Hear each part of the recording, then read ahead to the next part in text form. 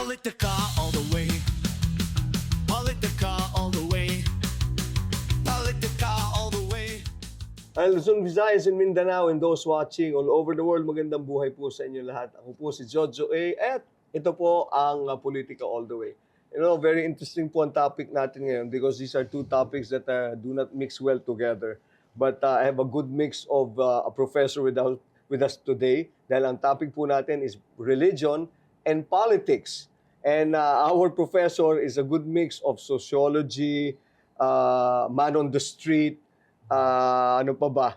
A cool guy, a cool professor, a young professor. But let me just highlight a few of sa kanyang achievements. Is of course he's a political sociology expert.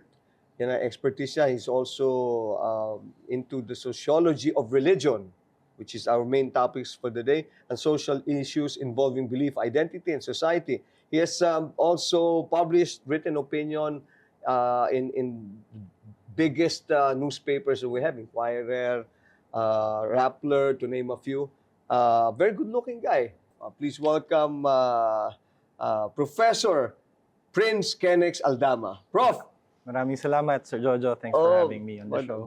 Pleasure is all mine. Salamat po. I was telling nga our viewers, kasi religion and politics ang ating pag-uusapan. Two things that actually do not mix. Yeah, Or if exactly. of all you try to mix them, you don't mix well. Di ba? Mm. Sabi nga, di ba, ng tatay natin nung araw, pag sinabi ng prof, wag mong dalawang bagay na wag kang makikipagdiskusyon.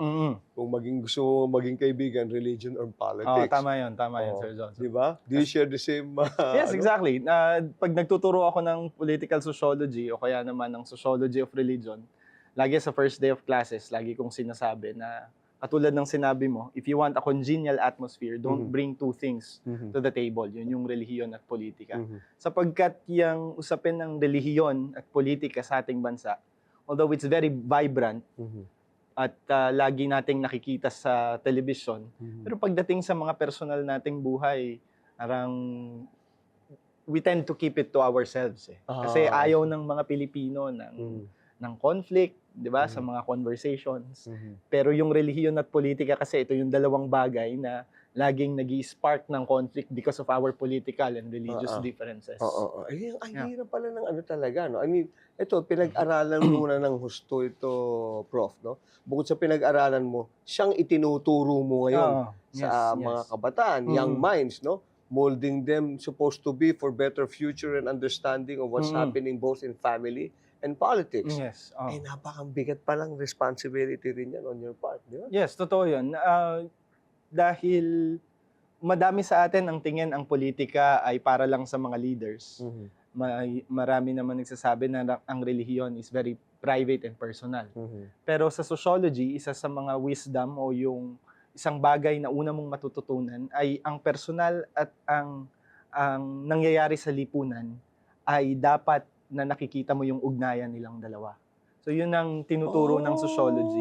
Sociology. Ba, maganda yan, ha? Mga kapolitika.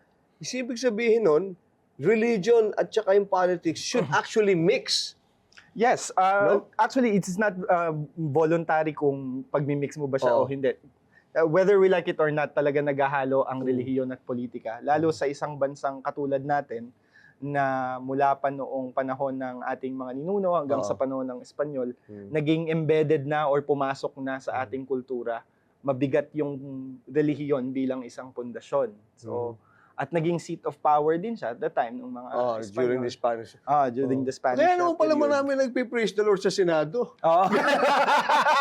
Totoo yan, ano?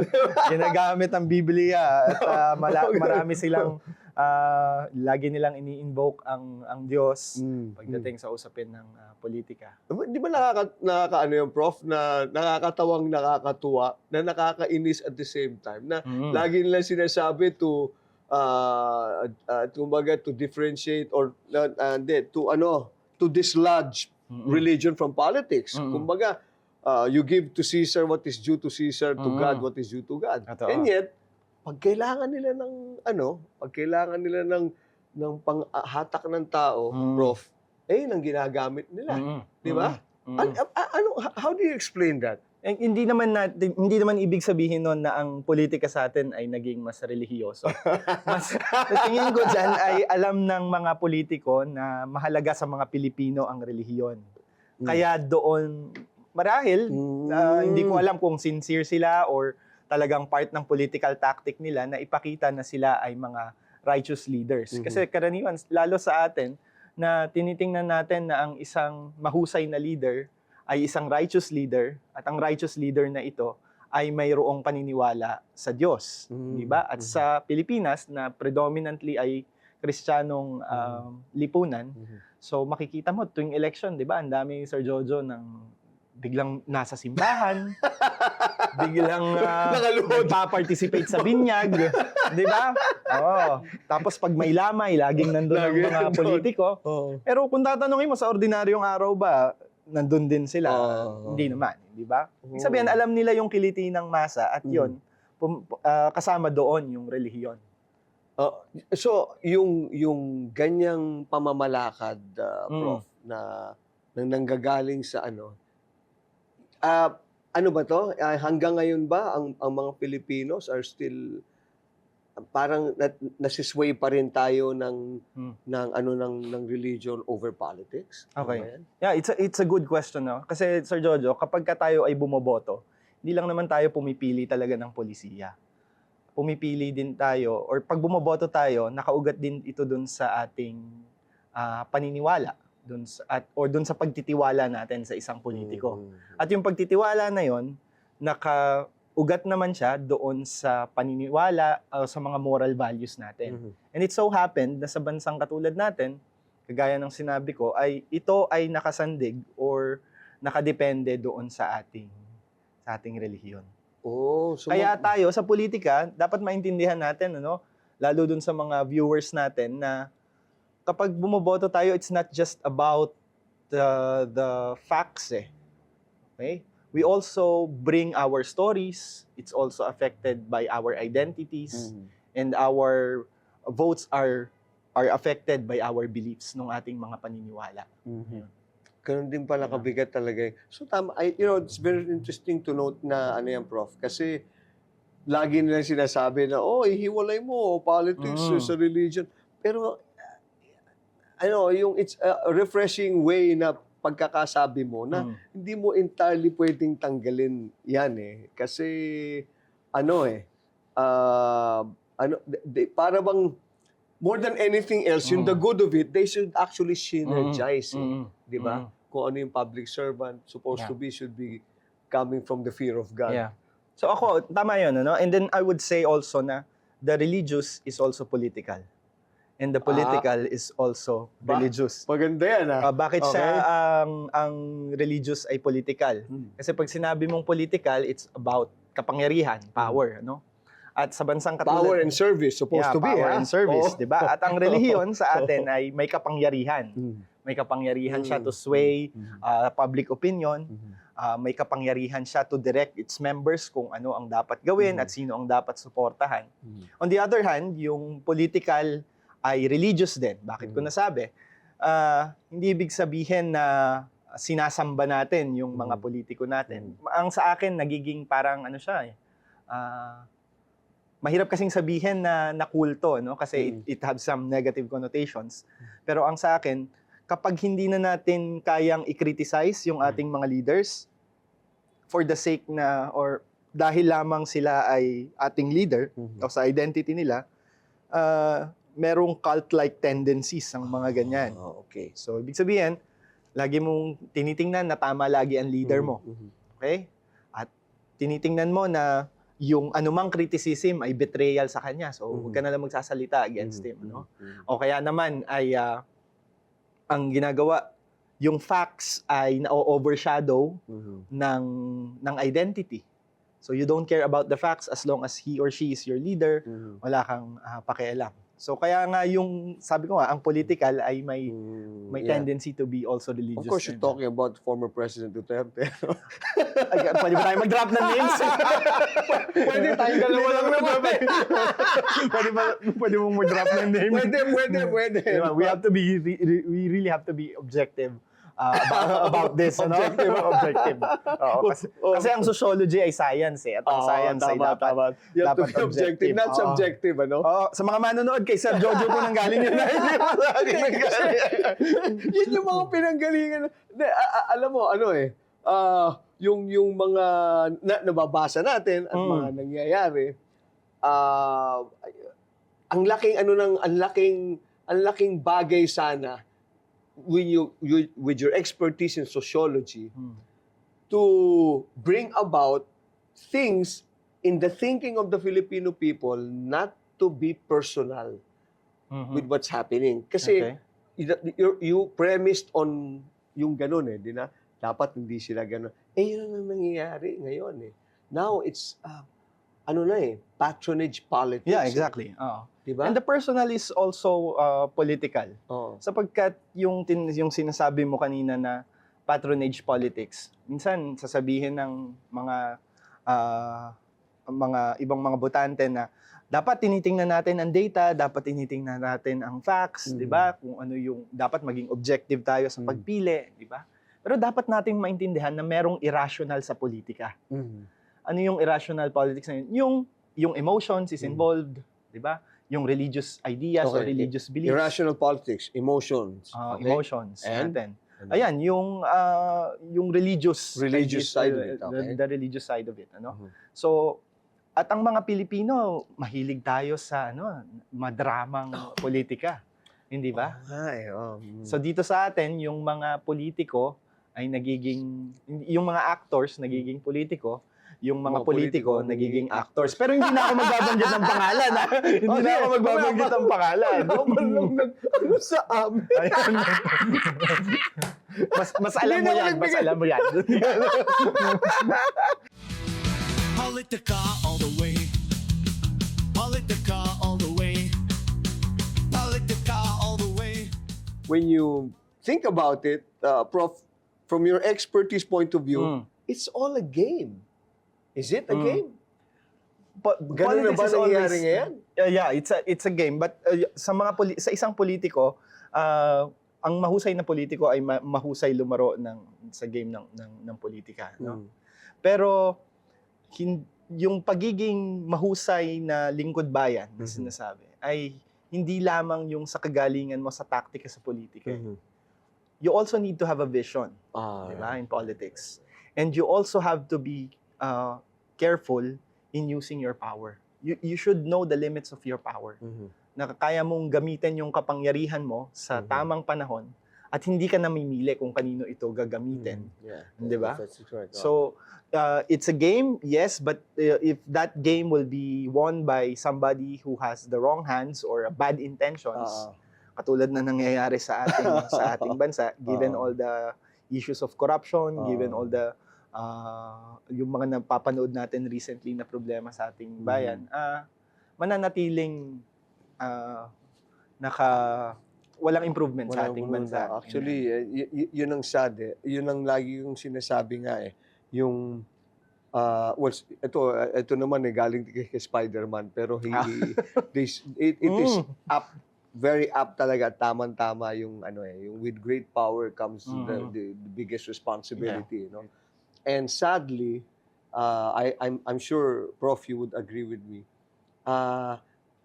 Ang pinagtataka ko, ang ponderable sa akin hanggang ngayon, because I have seen this happen, bata-bata pa ako nun hanggang ngayon, nakikita ko na bakit you're given that opportunity, one, the opportunity to make a difference. Number two, the power and the finances na hindi galing sa'yo, ibinigay sa iyo, no?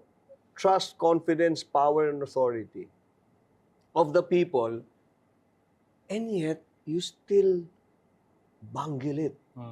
You know, para bang, kasi ako, Prof, ito tama-tama, this is your expertise eh. Ang mga Filipino, we're the easiest, I think, to to support and to make happy, you know? Three meals a day, good education, a good health, and then maybe after at the end of the day of the weekend, time with family, di ba? And yet these basic things are hindi pa rin ma-fulfill. Yeah. Yeah. Diba? Yung sinasabi nga na overtaxed pero underserved tayong mga Overtaxed and Mga- underserved. overtaxed and underserved na mga Pilipino. And I agree with you na rampant yung corruption, and those whom we have entrusted authority with, sila pa yung unang nagva-violate na to. Mhm. Ngayon, ang malaking tanong ay saan nga ba nanggagaling at bakit repetitive, paulit-ulit yung ganitong klase sa politika Tama, oo. natin? It has to do with our culture and values. At doon Okay. napapasok ang sociology. Hindi yung po pwedeng ihiwalay yung kultura natin doon sa pamahalaan o doon sa ating politika. Yung utang na loob nandyan. Yung patronage politics na binabanggit natin. No? Na tingin natin, pag tayo ay natulungan ng isang politiko, yung may obligasyon tayo sa kanyang ibalik sa pamamagitan ng boto, sa pamamagitan ng pagiging tapat lagi sa kanya, na whatever happens, siya yung iboboto mo. So may para kang blind fanaticism na nangyayari dito. When in fact, sa utang na loob, hindi mo naman talaga yun mababayaran. Pero dapat ma-realize ng ating mga kababayan na yung sinasabi mo kanina mga basic needs, hindi ba? Yung makakain ng 3 beses isang araw, di ba? The reason why it's basic need is yun yung bare minimum na dapat nating nararanasan. Nakakakain dapat tayo. Dapat tayo ay may maayos na tirahan, maayos na tubig, may access tayo sa universal healthcare, maayos yung transportation natin, di ba? Hindi natin pinoproblema ang pag-aaral ng ating mga anak, ano? Ngayon, sometimes it's easier said than done eh. Okay, napaka-ideal nung mga ganyan. Pero bakit nga ba paulit-ulit o nananatili pa rin tayo doon? Kasi sa isang bansang katulad natin, na rampant ang inequality at rampant ang kahirapan, napakatagal isolve niyan. So ang isang ordinaryong Pilipino, kapag ang isang politiko ay nangako sa kanya, wala tayong pinapangalanan, pero generally, di ba? Kapag ikaw ay binigyan ng ayuda, halimbawa, o ng tulong, yung tulong na yun, tinitingnan mo na tulong galing dun sa mismong tao o sa politiko. Hindi naman galing dun sa pamahalaan at hindi mo yung tinitingnan bilang right mo. Because an ordinary Filipino would, halimbawa, would not turn to the Bill of Rights. Di ba? Na ito, karapatan ko to, dapat ko tong I'm entitled to diba? this. I'm entitled to this. Halimbawa na ganyan. Mas nakikita mo yung immediate na tulong. Di ba? So nakikita mo na yun ay blessing at patron or hulog ng langit. Hulog ng langit. Okay. Kung saan man siya nanggaling, ano? Kung sa langit nga ba? Kung hulog ng langit yung politiko na iyon. Kaya nga yung style ng mga politikong lumalapit sa mga tao, nagbibigay ng tulong, pag eleksyon, nagpapamudmud ng scholarship, ang daling lapitan, hindi ba? Pero pagkatapos nun, mahirap na silang hanapin, hindi ba? Kasi yung nakikita natin na nakaka-identify tayo. It's the politics of identification. At yung emotions natin, once it was stopped, halimbawa, may namatay, dinalaw ka. Makamasa to, nararamdaman niya rin kung anong nararamdaman ko, yung paghihirap namin. When people can identify with you, that's one of the most powerful things you could use in order to win an office. Pero there's nothing wrong with utang na loob, di ba, Prof? Generally, there's nothing wrong with utang na loob as a value, di ba? As a value. As a value, general. Pero yung utang na loob mo ito at the expense of doing the right thing, di ba? Yun ang doon tayo natatrap. Galing mo, dapat Doon di tayo kape iniinom natin eh. Dapat mga matitinding inumin ng iniinom. Yan ang mga masasarap pakinggan. Kaya nga, hanggang alas 11 naman tayo dito, di ba? Ilang oras na? 5 oras yata, di ba? So, Prof, I'll drink to that. Kahit kape lang muna Cheers. tayo. Salamat. Very interesting to note, yung sinabi mo na yung ganda nun, ha? Utang na loob should be, it is a very good trait of the Filipinos, but we should value the value of it, no? Na hindi dapat lang natin ibinibigay doon sa mga tao. Siguro it stops there. Kumbaga, sino man nagsabi ng Prof? Yung sinabi niya, my loyalty to my country, my loyalty to a friend stops when my loyalty to my country begins or something. I think like it's that. Quezon. Si Quezon ba yan? Oo, O si pero Chabon? i-check nyo na lang, i-cut nyo Oo. na lang kapag pagkamali. Oo, si JFK. Naku, top guard Ano ako naman? din. Check na lang Ano ba natin. iniinom natin? Pero ano ano lang talaga no? Yung from the point of view, you're a well-loved professor in UP, Mhm. no? Top notch when it comes to education. Ano yung sentimiento ng mga kabataan natin ngayon, Prof? Hindi mo na sila makukuha sa pasayaw-sayaw. Hindi mo na sila Talaga? makukuha sa mga Wala na. TikTok. Ayan, ganun. Wala na. Kasi dati nun, Mas entertaining. Mm. Malaki yung impluwensya ng social media ngayon Mm. at nung information that they have. Pagdating sa sentimiento, I think they are looking for, not for a perfect politician, Mm. but a transparent leader. That's A what we need. transparent A transparent leader. Okay. Sapagkat yung issue halimbawa ng ating korupsyon, Mm. di ba? It's an issue of transparency and accountability That's to the right. people. So, tingin ko sa mga susunod na halalan, mas hinahanap ng tao hindi yung pinakamaingay na politiko eh. Ang mas hahanapin niya yung mas pinaka-credible. We're not looking for the loudest politician. We're looking for and we must look for a credible leader. Mm. So that accounts for siguro it's a good thing na rin merong mga nananalo, Prof, na against dynasties. Yes, no? Tama yun, Sir Jojo. Kaya lang sa kalagayan ng politika natin ngayon, malaki pa rin yung political families, Oo, influensya. okay. Pero sa local politics, nakikita na natin na meron namang mga new kind of leaders, Mhm. young ones, Mhm. and the good ones, sabihin na natin, Mhm. na kayang to speak truth to power or to go against Mhm. the powers that be. So, doon nakakahanap ako doon ng pag-asa. But Mhm. ultimately, ang pag-asa talaga ng demokrasyang katulad natin Mhm. ay wala sa isang politiko eh. Kasi there's always that risk na ang isang tao ay ma-fall doon sa abuse ng kapangyarihan. Mm. Nakasalalay yan sa mga tao, sa kanilang kakayahan na magsalita nang hindi sila nate-threaten, sa kanilang kakayahan na sama-samang pagkilos, di ba? Pero sabi ko nga, Sir Jojo, easier said than done kasi sa dami ng mga kaabalahan natin sa buhay. Mhm. Sabi ko nga, uunahin mo pa ba yung mga usapin sa Yeah, politika, right. no, na kesa tugunan yung kumakalam na sikmura, yung trabaho ng iyong aging parents halimbawa, Mhm. o kaya naman yung kawalan ng trabaho o ng pang-tuition, Yeah, hindi ba? yeah. But I'm not saying na apathetic or wala tayong pakialam sa politika. Maraming Pilipino ang aware diyan. Yeah, oo. Kasi lahat may TV, lahat Mm. may social media, hindi ba? Lahat may access tayo. telepono. Lahat tayo meron ganyan. It's just that yung participation, katulad ng mga leaders natin, ay requires, sabihin na nating maraming oras. So, halimbawa, may 24 hours ka lang, hindi ba? Hindi naman yun maide-devote mo sa politika lahat eh. Mhm. Usually sa mga pang-araw-araw mong alalahanin at mga kaabalahan. Mhm. So, nananatili na yung politika, napaka-elitist o exclusive lamang para dun sa mga taong may oras Mhm. at panahon para dito. You know, it's interesting again to note yung sinabi, pinag-uusapan natin kanina. May balik ko lang na yung tayong mga Filipinos, we're the easiest to please, di ba? Mhm. Ang dali nating Yeah.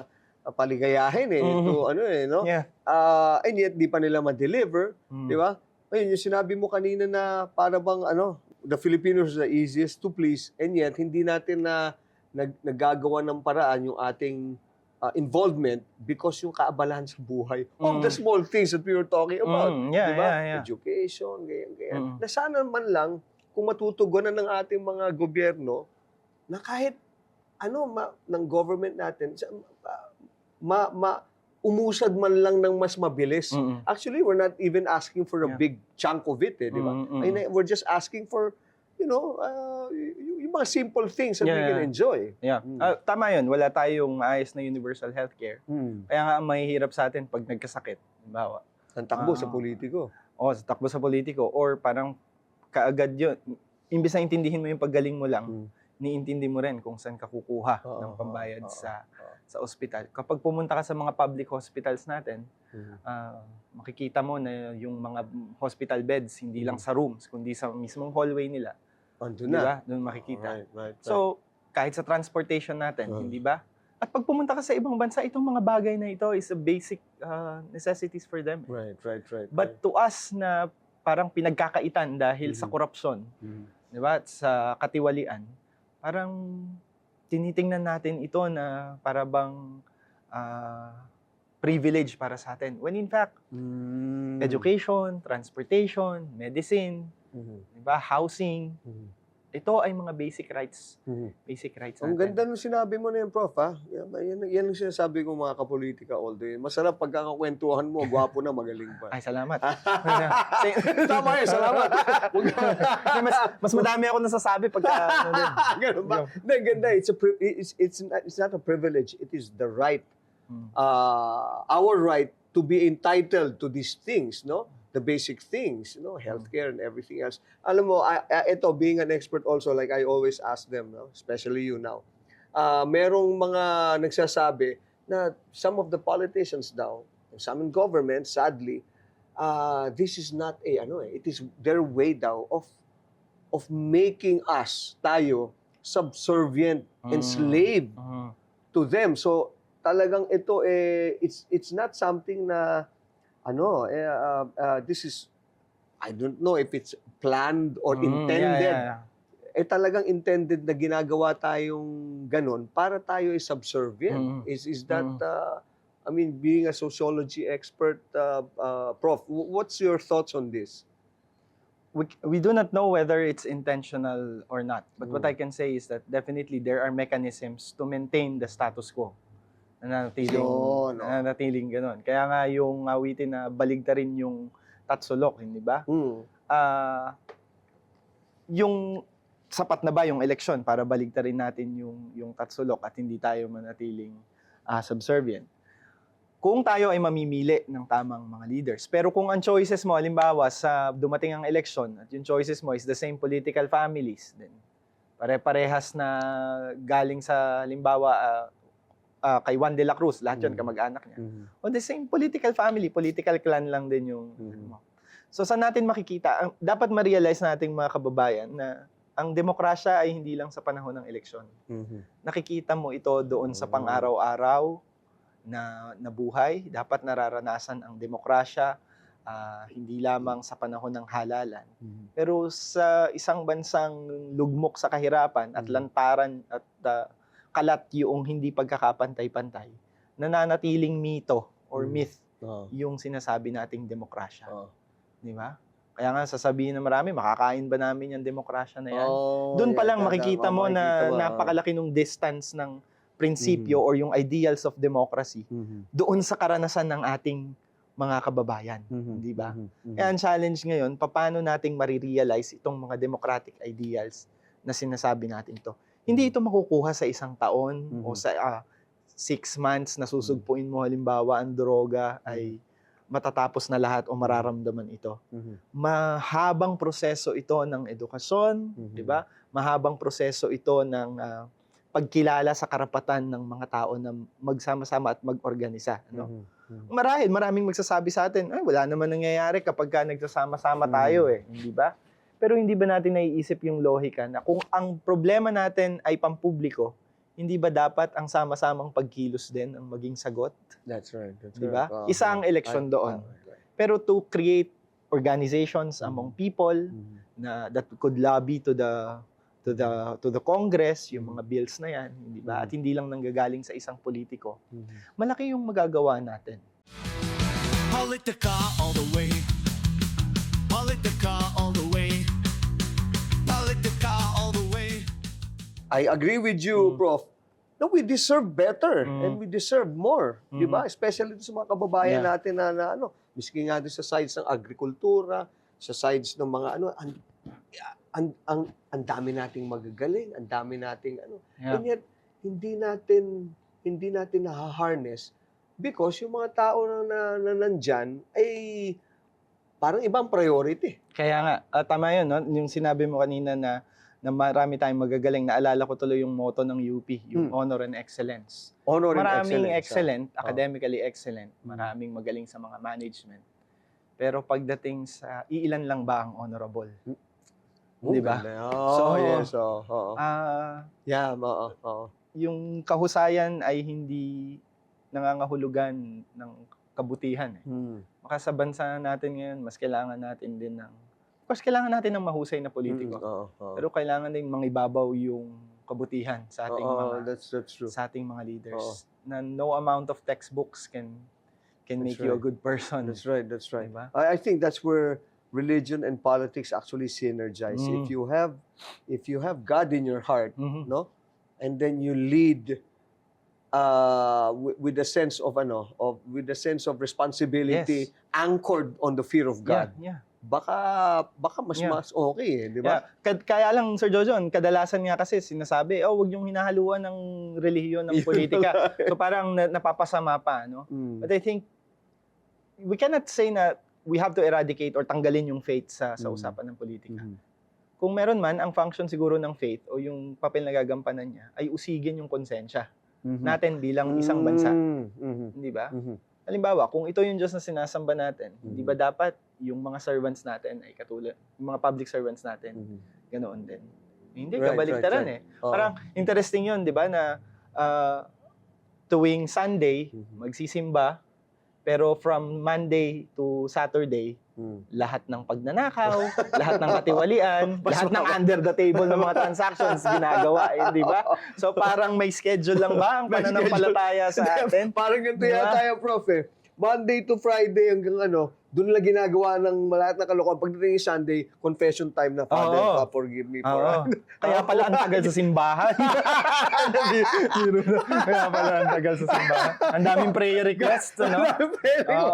Diba? Pero ngayon nga, Prof, ang daming ganung nagagamit yung no? And there are even some politicians na they start off with a religious organizations. Oo. Para sa atin, ang picture ng isang mahusay na politiko ay naniniwala sa Diyos. May ganyan tayo di ba? Pero belief is not does not automatically translates into action Diba? Kasi madali naman yung performative politics na sinasabi natin. We can always invoke God, we can always recite Bible verses, diba? We can show the people that we are part of a religious organization. But pag tinanggal mo yung camera, sino ba sila talaga doon? Right. Diba? Pagka gabi na at may mga closed door na mga meetings, ano talaga yung nangyayari? Tayo naman, dahil we only vote on the basis of what we can see. Diba? Kasi very visual ang politics sa atin Very parang, visual. What you see is what you get. What you see is what you get. That's why many politicians invest in the image that they portray to the public. Image is everything. Yeah, image is everything. Diba? So kung nakikita ka nilang ganito. Kaya mahalaga na mayroon tayong fact-checking, yung at tinitingnan natin na yung charisma nila, the only way to fight charisma is to humanize the person. Na hindi siya special Walang special na politiko. Hindi natin kailangan ng misaya sa Malacanang, hindi natin kailangan ng misaya sa Kongreso. What we need are public servants. Public servants. Diba? And if you want to put the religious side to it, is we need servant leaders. At sino ba yung servant leader na... leadership with a conscience. Yeah, leadership with a conscience. Diba? And with authentic faith. Authentic faith. Authentic faith. Beautifully said, Prof. No? It's either, sabi nga, meron ako na niyan do the politicians pray with an A or pray with an E? So, dalawang bagay. They're both praying. Yeah, they're both praying. You just change the this is the same. Yeah, Di ba? Kaya well, ang nakakatuwa dito, Prof, is I get to talk to people who are in the know, experts like that, like you. And ang maganda sa'yo, Prof, is you actually not just teach, but meron kang direct interaction, especially with the young people, kasi they will comprise the future of this country. Yeah. Di ba? And when you get to talk to them, you're able to, yung bang, not change their minds, but they have have them challenge their minds, no? Mhm. To have a future na mas Yes. maiintindihan nila at magagrasp Yes. nila, di ba? Yes. Ah, anong pinaka nila ngayon? Parang general within your reach na anong general feeling of what's happening now? Well, mas Prof. issue-based yung politics eh. I mean, hindi na tayo yung mga kabataan ngayon ay maingat at mapanuri doon sa personality politics ngayon. Na hindi na gagana, sabi ko nga, yung pagsasayaw, yung mga mabulaklak na mga salita. Kasi dahil mas informed sila at may access sa information ngayon, mabilis silang mag-fact check. Diba? May mga access sila sa mga alternative media, for example. So, na-cross-check, na-fact check nila yung mga sinasabi ng mga politiko. So, and the youth today engage with yung tinatawag nating mga issue-based politics. So, it's not just yung, although, syempre, nakikialam pa rin tayo sa nangyayari sa Senado, sa Malacanang, pero yung issue ng environment, ng education, ng gender, ng climate change, at kung ano-ano pa na kinaharap ng ating bansa, nagpa-participate ang mga kabataan. So, Kabataan doon. that being said, itong nangyayari, like for instance, itong si former President Duterte is now in Nagisyan. You think he's deserving that he's there now?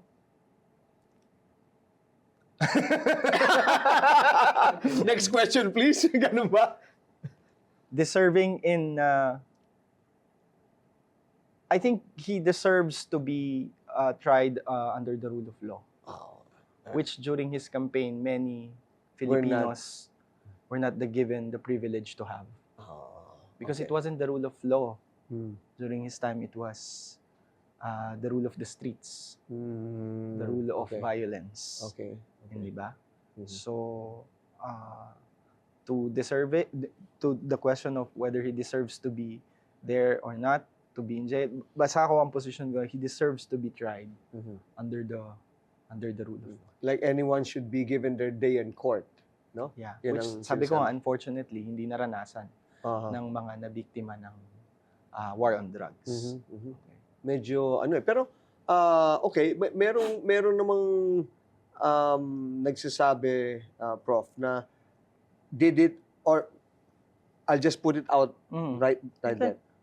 You think the war on drugs na supposed to be, or at least the rule, the violent, the rule which was on the violence, no, part, no, with the type of culture that we have and the type of people, the Filipino people are, kasi tayo lagi sinasabi, kailangan iron hand, we have to be disciplined, kasi ang dami nating false sense of entitlement, tayo mga Pilipino. Did it work, or does it work still, or what, and what needs to be done with the present administration and the coming and the administration after this? Base sa mga pag-aaral, maraming mga nabiktima ng war on drugs na mahihirap. So it was an anti-poor policy. Oh, okay. And meron bang big fish na nahuli sa war on drugs? Diba? Ngayon, naiintindihan ko rin yung sentimiento ng ating mga kababayan na nagsasabing, kasi hindi kayo nabiktima halimbawa ng addict eh. Di ba? Ganyan. Okay? So, it's a very sensitive issue. But if you look at it on the macro perspective o sa kalakhan, dehado ang mga mahihirap nating mga kababayan. Na madali kasing i-invoke, sabihin natin na, dapat yan, pag ikaw ang nagsasalita at wala kang kasalanan, sasabihin mo, dapat meron akong due process. Diba? Under the rule of law, halimbawa. Pero dun sa mga mahihirap, hindi natin nagawa yun eh. Kasi ang naging retorika ay, kaya may problema sa ating mga bansa ay dahil sa mga addict. Nagkaroon ng scapegoatism eh. Diba? Ibig sabihin, naghahanap ka ng grupo ng masisisi. During the time of Hitler in Nazi Germany, ganun din eh. Kaya nakuha niya yung sentimiento ng mga Aleman at during his time is pinpoint nila yung mga Jewish people, di ba? Na sila yung may kasalanan. It's the same narrative din dito. Naghanap tayo ng problema. But ang problema ng droga sa ating bansa ay hindi mo masosolve ng 6 na buwan. At nakiliti kasi yung middle class eh. Yan ang problema ng middle class eh. O kaya may krimen. Ano yan eh, dahil dito sa mga to, di ba? O kaya nagiging walang pag-unlad sa bansa ay dahil sa mga taong ito. Di ba? Naging appealing yon sapagkat sa mahabang panahon, hindi gumana yung statesman style eh. Di ba? So ang gumana yung palamura at yung punisher style ni President Duterte during his time. Okay? Pero time and time again, and history will tell us, na ang pag-asa ng isang bayan sa iisang tao is a shortcut sa authoritarianism eh. Kasi mabilisan, hindi ba? But for us to solve drugs, traffic, yung crime, problems in education, social justice, we have to strengthen our institutions. And if you have healthy institutions, you will have a healthy democracy. And if you have a healthy democracy, then you could give a sense of hope, a authentic sense of hope to the country. Kaya lang Sir Jojo, mahabang proseso ito. You know, that's why again I loop on this. I find it very interesting talking to yung those with this type of expertise, especially in sociology. Ganda ng mga sinabi mo. I have now a deeper sense of what happened na kasi yung sinabi mo nga mga kapolitika all the way, sabi ni Prof kanina, yun na nga yung sinabi mo about yung swift justice does not necessarily mean eradicating the problem. Yeah. You know? It doesn't. Hindi yun yung macro of it all hindi yun Siguro para kang kumbaga pumatay ka merong hindi ko naman sinasabing pero kumbaga sa bahay may napatay kang ipis pero yung insect Exactly. problem mo capture Exactly. hindi Yun pa yan rin nakuha Yun pa rin. So yung institution natin is very, very important. Yeah, it's a very good metaphor, and it doesn't guarantee na sa pagtapak lang ng paa ng isang tao, mamamatay lahat ng ipis. Yung institutional intervention na sinasabi doon, you really have to check kung saan nanggagaling, you have to address the root of the problem, hindi ba, yung mga institutions. So, why do you focus on eliminating people when in fact you could help rehabilitate them? That's right. Hindi ba? That's right. Kasi ang daling sabihin na may pag-asa pa yung taong yan, hindi ba? Kapag ka yung kapamilya mo o kaya malapit sa'yo, kakilala mo. Pero could we also give that sense na pwede ba yung kaya pa magbago kung i-rehabilitate din natin ng maayos, may maayos tayong rehabilitation program sa mga kababayan nating hindi naman natin kilala, hindi ba? Ito, Prof, let's talk about now the institutional rehabilitation and the sense of let's be current now. Yung nangyari ngayon, kasi you're also a part of the academe, no? Yeah. So, ang nangyari yan sa Tacloban, Okay. may recent shooting, Yeah. and then there's another one, may knifing, merong, yung mga ganyan na ngayon, no? Yeah. Ang involved kabataan, no? Okay. What are your thoughts on this? Yeah. Alam mo, tama yan, Sir Jojo. I will address it muna doon sa bilang isang parent, Kasi nagwo-worry din talaga ako doon sa aking anak. Pag nasa paaralan siya, for example, yung napapanood din niya sa media, okay? Kung tatanungin natin kung bababaan ba ang criminal liability, ay magiging deterrent ba ito or mapupuksa ba yung ganitong kriminalidad? Yung mga pag-aaral ay nagsasabing hindi eh. Hindi raw. Hindi. Okay. It's not a deterrent to crime, yung lowering the age of criminal liability. You have to strengthen the family. We're talking about politics. We are talking about religion. So, ikulong na Hindi lang ba? yung parents.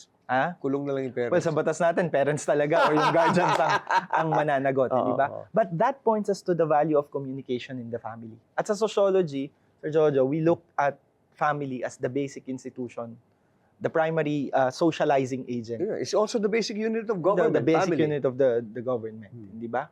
So, at yung pamilya bilang institusyon ng lipunan ay naaapektuhan din ng kalagayan ng ating ekonomiya. Halimbawa, hindi natin nilalahat, pero it's a classic example na Si nanay at si tatay, dahil sa hirap ng buhay, kailangan nilang magtrabaho. Diba? Ngayon, wala siyang oras, halimbawa, na nandun at hindi niya kayang i-monitor yung anak. Pag dumating, wala man lang pag-uusap or hindi man lang makumusta kung ano nangyayari. Hindi ba? So, yung bata, kung ano-anong matututunan, kung ano-ano yung kanyang may imbibe na information. So, walang oras halimbawa. Hindi ba? Ang pinupunto ko lamang dito, Sir Jojo, ay hindi ito personal lamang na problema May kailangang pagsasaayos sa mga institusyon sa ating lipunan. At may malaking papel dito yung ating pamilya, di ba?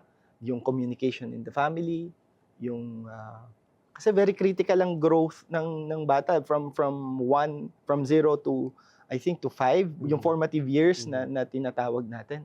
Di ba? Kasi ang bata tanggap lang yan ng tanggap ng kanyang matututunan, di ba? So no, I think lowering the age of the criminal liability wouldn't solve those things. We need institutional interventions, strengthen our public institutions, yung mga safety measures natin, dapat din nating palakasin. Politica all the way. Politica all the way. Politica all the way. So usually, we now go muna to my name drop. No, yung name drop natin, supposed to be, I'll drop a name and then you say Okay. it. Pero this time, you being a professor, magbigay ka na lang ng grado sa Okay. UP. Okay. So, ang sige. UP system is Pinakamataas ang 1. 1 being the highest. Oo. Tapos, ang pinakamababa, 5. Bagsak, 5. Bagsak ang 5. Oo. So, ang average niyan, nasa 2, 3. Oo. Okay? Tama Sige. ba? Parang manghuhusga tayo ng kapwa dito. Hindi naman ganun. Bigyan mo na lang. Ano naman? Sige, may Pinanggagalingan naman tayo dyan. pag ganyan. May pinanggalingan. Oo. Makikita mo May naman yung work nila eh.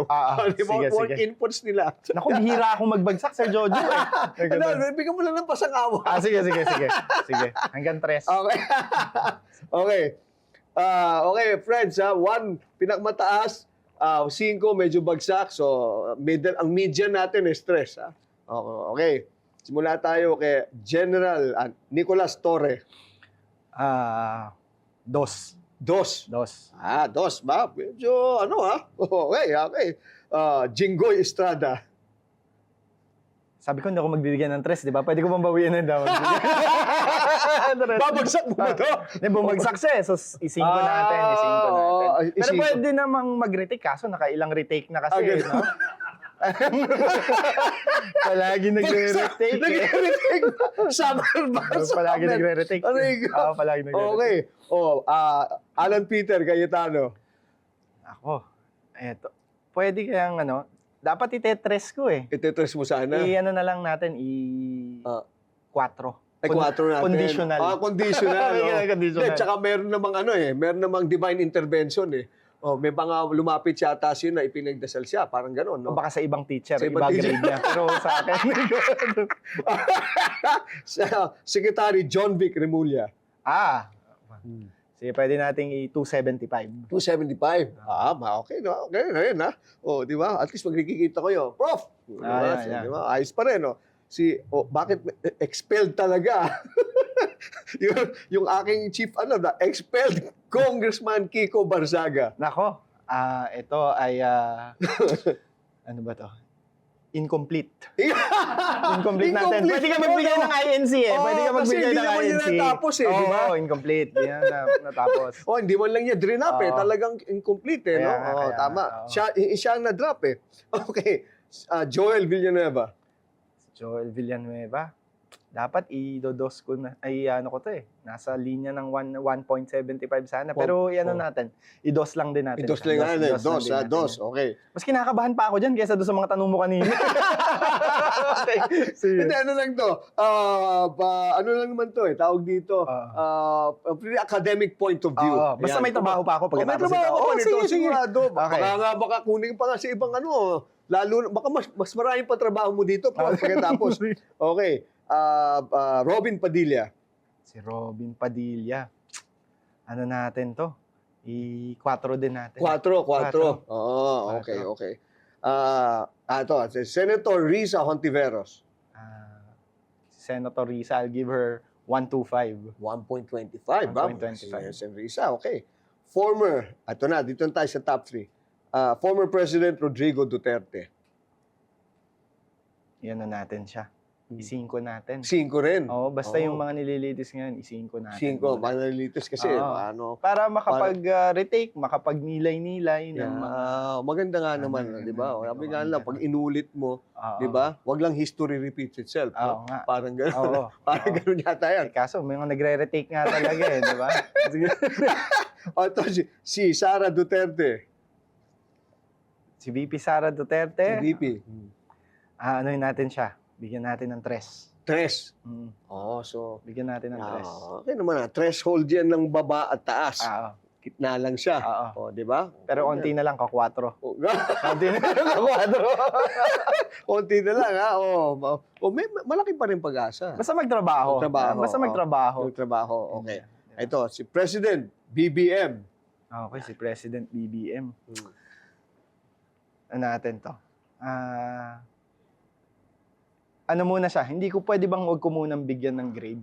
Kasi muna? ano pa eh. Madami pa hindi siyang tsaka hindi pa tapos eh. Oo, hindi pa hindi pa tapos. tapos. Hindi pa tapos. Oo. Bigyan natin ng ano. Bigyan mo chance muna. muna. Bigyan mo ng tama. I agree with you. Tama, hindi pa niya tinatapos yung ano niya eh, di ba? That's very that's very wise and intelligent of you, Oo. Professor. Oo. Hindi ba? Hindi ko akalain na may paganto dito. Prof, thank you Maraming very much. salamat, Sir Jojo. Ang dami Thank ko you. natutunan Thank you talaga. very much. Ha? Thank And I hope to bring you back one of these days Oo soon. naman. oo Para naman, sir. pag-usapan naman natin ibang mga bagay. I'm very interested especially with how the youth is now parang getting involved in all these things. Eh. Para hindi puro tayo, ganda nga, sabi mo, hindi na madadala sa sayaw at sa mga no? Although ang dami mahilig pa rin sa ganyan yata, Prof. Sa Sayo. mga kabataan Oo, ngayon, di ba? Oo, may mga ganun. Kasi yung mga TikTok ngayon na ganyan. Oo, sa hindi mga- pa nga natin napag-usapan yung social media and yung ganyang effect ng large effect or wide effect on the minds and the thinking of and the analysis of the youth when it comes to Oo, the social ibang media. usapin ng ng sociology of youth. Ano bale? But we'll have you on the Thank you, next thank one. you ha? very much. Thank you. Maraming Prof, salamat. Maraming salamat. Prince, sa ating pong politika all the way. Thank Maraming you, Prof. salamat. Politica all the way. Okay, maraming salamat muli, Professor Prince. Very quick rundown lang po nung pinag-usapan natin. Very interesting po. Sabi po ni Professor na ang religion daw po plays a big part in winning any election at mga boto ng mga Pilipino. So number 2, kaya po ang mga Pilipino ay masyadong mahilig sa drama ng politika. So the actors become politicians at yung mga politicians natin become actors, no? And number 3, napakagandang pong sinabi niya is we should strengthen the institutions, no? And pick a leader with a conscience and a leader that has authentic faith para po tayo ay umusad na at umunlad. So, dyan po nagtatapos ang politika all the way. Tandaan po natin, diskusyon po, hindi away, opinion, hindi personalan. This is Jojo A. Peace and love. Politica all the way.